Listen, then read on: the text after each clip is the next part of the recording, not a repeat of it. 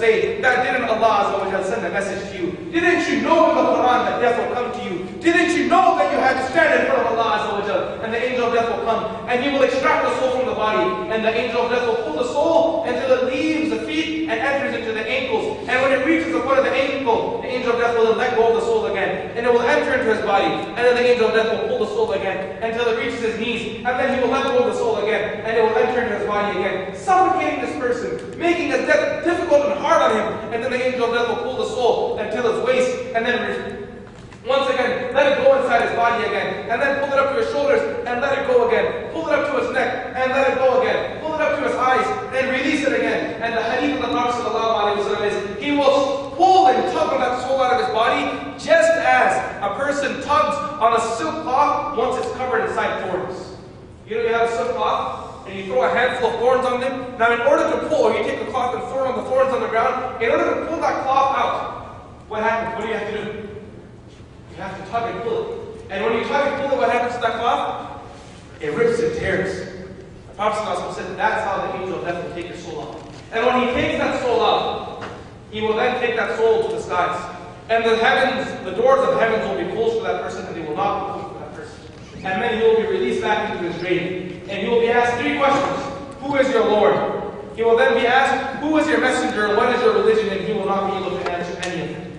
Because he didn't live according to a servant who worships his Lord. He didn't live according to a follower of the Prophet ﷺ. He didn't act upon his deen, so his tongue will not be able to say what he did not do in his life. And then the hadith mentions that the grave will close in on him, and it will crush his ribs. And the Prophet ﷺ mentions that how will it crush his ribs? The Prophet ﷺ did this exact same gesture. He took his fingers and he crossed them. He says, this is what will happen to his ribs. This is what will happen to his ribs. They will cross like this, and that person will be in this punishment, ila yawm al-qiyamah. And then there will be those who are the servants of Allah subhanahu wa ta'ala, who worship Allah, who are obedient to Allah subhanahu wa ta'ala, who did good in this world, and the angel of death will come to them dressed in a nice, beautiful gown, with beautiful fragrance, with a face that will bring peace to the heart. And with him will be angels who will be dressed in the very same manner. And there will be a fragrance which will be coming from Jannah. And when a person smells that fragrance, all the pain of this world will leave his body. And when he sees the beautiful face of the angel of death, he will be mesmerized by the sight. And the angel of death will come to him and say that I have been sent by Allah to take your soul. Don't worry, it will be very easy for you. And the Prophet ﷺ says that his soul will be extracted from the body just as a piece of hair, a strand of hair, is extracted from dough. You know, you have dough and when hair falls inside there, when you pull it up, what effect does it have? Easy, smooth, and you can't even tell where you pulled the hair out. The Prophet says that's how this person's soul will be taken out. And when he enters into the grave, he will be questioned, who is your Lord? And he will say, my Lord is Allah. Who is your messenger? My Nabi sallallahu alayhi wa sallam. He will say, what is your deen? He will say, my deen is Islam. And the Prophet ﷺ said when he gives the right answer, his grave, rather than crushing him, will open up. And it will become so far and vast that as far as the eyesight can see, that's how open his grave will be. And his grave will turn into a garden from the gardens of paradise. Allahumma ja'al qabrahu rawdatan min riyad al-jannah. It will turn into a garden from the gardens of paradise. The Prophet ﷺ tells us in the Quran that be ready for your death, because a day will come that your death will come to you. قُلْ يَتَوَفَّاكُمْ مَلَكُ الْمَوْتِ الَّذِي وُكِّلَ بِكُمْ ثُمَّ إِلَىٰ رَبِّكُمْ تُرْجَعُونَ. And when your soul is extracted, you will be standing in front of Allah Azza wa Jal. Within a blink of an eye, what will happen? You will be in your grave, lying there. The punishment will take place for those who are wretched, and those who are pious and righteous, and suppress their desires, and were obedient to Allah, worship Allah. For them, Allah Azza wa Jal mentions that when they stand in front of Allah subhanahu wa ta'ala, when they are in their grave, the moments will pass by very swiftly and very quickly. And then Allah Azza wa Jal says in Surah Haqqa, فَإِذَا نُفِخَ فِي الصُّورِ نَفْخَةٌ وَاحِدَةٌ. The person will be in his grave. And how quickly will these moments pass by for the one who was pious? You know when you go to sleep, and you wake up 8 hours later, how long does it feel like you slept for? 5 minutes. 2 minutes. A few seconds. The people of the cave, they slept for how many years? 3 years. 300, right? فَلَا فَيَأْتِي سِنِينَ وَازْدَادُوا تِسْعًا. 309 years they slept for. Okay? After 309 years when they woke up, they asked one another, how long were we sleeping for? What did they say? Maybe a day, maybe we were sleeping for a day or a portion of a day. we haven't been sleeping for that long. That's how when a person sleeps, time flies by. A person who's righteous and pious, when he goes into the grave, he doesn't feel the length of the grave. The time just passes by. But for the one who didn't worship Allah, for the one who did wrong in this world, you know when you're sleeping and you see a nightmare, how long does a nightmare feel like? Forever. It just doesn't end. And you scream in your dream, please stop, wake me up, please, I want to wake up, but you can't wake up in your dream. That's how the punishment will be for the one who's in the grave. The time will go long and he will feel every single second of pain inside the grave. And then Allah says, فَإِذَا نُفِخَ فِي الصُّورِ نَفْخَةٌ وَاحِدَةٌ. And then the angel will blow in the trumpet. فَإِذَا نُفِخَ فِي الصُّورِ نَفْخَةٌ وَاحِدَةٌ. Everything on the ground will fall. And everything will die. And when everything is dead, وَحُمِلَتِ الْأَرْضُ وَالْجِبَالُ فَدُكَّتَا دَكَّةً وَاحِدَةً. The earth and the sky, the earth and the mountains will blow up, explode. And they will be like small little particles in the air. وَحُمِلَتِ الْأَرْضُ وَالْجِبَالُ فَدُكَّتَا دَكَّةً وَاحِدَةً فَيَوْمَئِذٍ وَقَعَتِ الْوَاقِعَةُ. Allah says, when the trumpet is blown in, when the horn is blown in, the thing that was going to come will come, meaning in the day of judgment.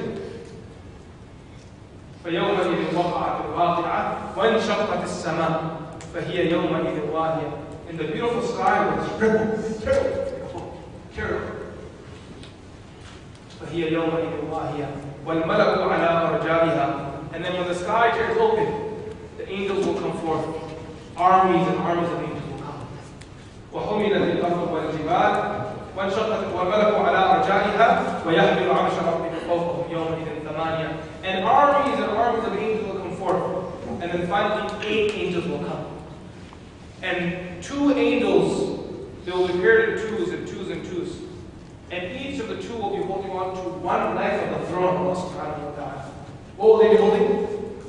The throne. وَالْمَلَكُ عَلَىٰ أَرْجَائِهَا وَيَحْمِلُ عَرْشَ رَبِّكَ فَوْقَهُمْ يَوْمَئِذٍ ثَمَانِيَةٌ. They will be holding the throne. And each of the 2 groups, each group of angels will be reading the tasbih of Allah. And what will be the tasbih? The first group of angels will say, Subhana dil mulki wal malakut. The second group of angels will say, Subhana dil izzati wal azmati wal haybati wal qudrati wal kibriyati wal jabarut. The third group of angels, they will say, Subhana al-malik al-hayy alladhi la yanam wa la yamun. And the fourth group of angels will say, Subuhun qudusun rabbuna wa rabbul malaikati wa ruh. All groups of angels, they will be doing the tasbih of Allah Azza wa Jal, because they know that today Allah Azza wa Jal is angry. And the throne of Allah Azza wa Jal will settle down. And then Allah subhanahu wa ta'ala will order the angel of death that everyone should be destroyed. And the trumpet will be blown in. And the angel of death, he will think, while Israfil is blowing to the trumpet and everything is in destruction, and Allah Azza wa Jal will call the angel of death Israel. And he will say to him, that give all the angels death. And all the angels will be given death. And Allah subhanahu wa ta'ala will say, give Jibreel, Mikael, and Israfil death too. And they will all die. And then Allah Azza wa Jalla will ask the angel of death, who remains? He will say, oh Allah, you remain and I remain. Allah subhanahu wa ta'ala will say, give yourself death. And then when the angel of death gives himself death, Allah Azza wa Jalla says that on that day, only one being will be there. And that will be Allah Azza wa Jalla. And he will be on his throne. And he will say, Aina Jabbarun, Aina Mutakabbirun. Where are those people gone who are full of themselves? Where are those people gone who are really proud of themselves? Where are those young boys and girls who are gone, who thought death wouldn't come to them? Where are those people gone who were too proud to put their forehead down in front of me? Allah Azza wa Jalla will be extremely angry and mad on that day. And the hadith of the Prophet is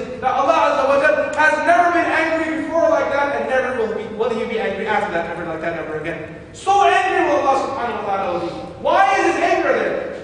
The reason why Allah subhanahu wa ta'ala will be angry is because he kept loving you, but you kept hating him.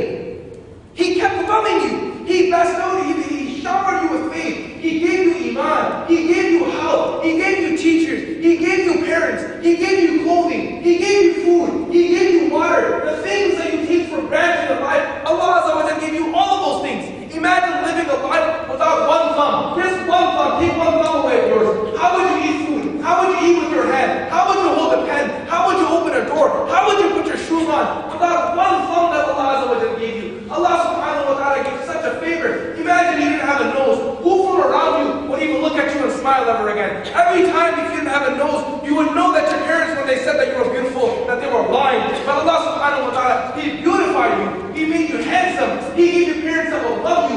He gave you a family that would love you.